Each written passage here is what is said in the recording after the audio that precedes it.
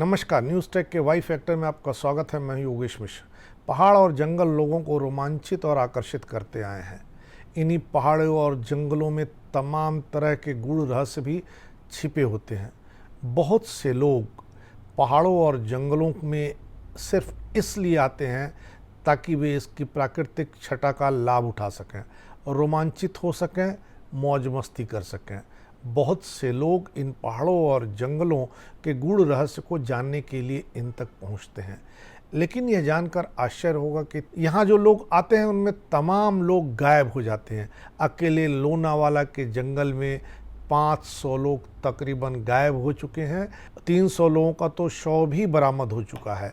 इसलिए ये पहाड़ और जंगल लोगों को जितना आकर्षित, रोमांचित करते हैं, उतना ही परेशान भी करते हैं। ऐसा ही ताज़ा मामला दिल्ली के 24 वर्षीय इंजीनियर इरफान शाह का है, जो लोनावाला के जंगल में ट्रैकिंग करते वक्त लापता हुआ और 4 दिन बाद उसका शव एक गहरी घाटी में मिला।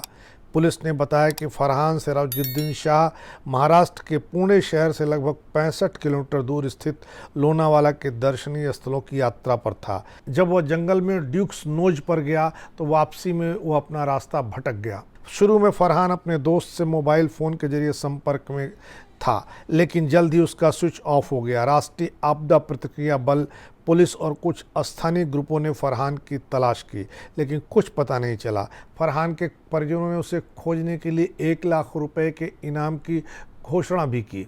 पुलिस ने उसका पता लगाने के लिए ड्रोन का इस्तेमाल भी किया। अंत में ड्यूक्स नोज पॉइंट के पास एक खाई में 500 फीट की गहराई पर उसका शव मिला। लोनावाला के घने जंगलों में 1000 से अधिक ट्रैकर्स अपना रास्ता भटक चुके हैं। तकरीबन 500 लोग अपनी ज़िंदगी गंवा चुके हैं। पिछले 20 वर्षों में 300 से अधिक लोगों की मौत हो चुकी है। कई ट्रैकर्स का आज तक पता नहीं चला। 2005 के बाद के आंकड़े बताते हैं कि तकरीबन 600 पर्यटक यहाँ रास्ता भटके। ज़्यादातर मामलों में पुलिस थाने में कोई औपचारिक गुमशुदगी दर्ज नहीं की जाती, क्योंकि पर्यटक कुछ घंटों के भीतर ही मिल जाते हैं। लापता मामलों के विशेषज्ञों की माने तो यहाँ रास्ता भटकने के कारणों में क्षेत्र की बनावट, घनी हरियाली के उचित ज्ञान का न होना और एकल यात्राएं महत्वपूर्ण हैं। पूरे ग्रामीण पुलिस और शिव दुर्ग प्रतिष्ठान जैसे सामाजिक समूहों से एकत्र किए गए डेटा से पता चलता है कि उन्होंने लोनावाला जंगल से लगभग 600 लापता ट्रैकर्स को संयुक्त रूप से बचाया है। शिव दुर्ग प्रतिष्ठान के अध्यक्ष आनंद गावड़े बताते हैं कि उन्हें बीते कई वर्षों में 300 लोगों के शव मिले हैं। इन मामलों में आत्महत्या से मौत, हत्या और चट्टानों से गिरने जैसी दुर्घटनाएं शामिल हैं। बीते 30 मार्च को लोनावाला और राजमाची के बीच कुनेगांव इलाके के घाटी में एक युवती का शव मिला था। लोनावाला पुलिस ने लापता लड़की को खोजने के लिए शिवदुर्ग प्रतिष्ठान बचाव दल को बुलाया। बीते मार्च में इस दस्ते ने 11 IT पेशेवर को बचाने में सफलता पाई थी, जिन्हें मधुमक्खियों ने काट खाया था। इसमें से कई लोग तो मधुमक्खियों के काटे जाने से बेहोश भी हो गए थे। अप्रैल 2011 में मुंबई की एक निजी टेलीकॉम कंपनी के 28 वर्षीय कर्मचारी वीरेंद्र उर्फ विक्की प्रताप राठौर की लोनावाला के टाइगर पॉइंट पर 250 फुट गहरी खाई में गिरकर मौत हो गई। 2013 में लोनावाला के पास राजमाची किले के एक ट्रैकिंग अभियान में 6 इंजीनियरिंग छात्र और एक वरिष्ठ नागरिक जंगल में फंस गए थे। अक्टूबर 2016 में मुंबई के कलीना के रहने वाले 25 वर्षीय एग्नियल सिरिल पेरिस लोनावाला के पास लायंस पॉइंट वैली में अपने दोस्तों के साथ सेल्फी लेते समय खाई में गिर गए। सितंबर 2018 में खंडाला में ड्यूक्स नोज पर चट्टान से गिरकर मध्य रेलवे के 30 वर्षीय सेक्शन इंजीनियर रोहन महाजन की मौत हो गई। ये दोस्तों के साथ पिकनिक मनाने वहां आए थे।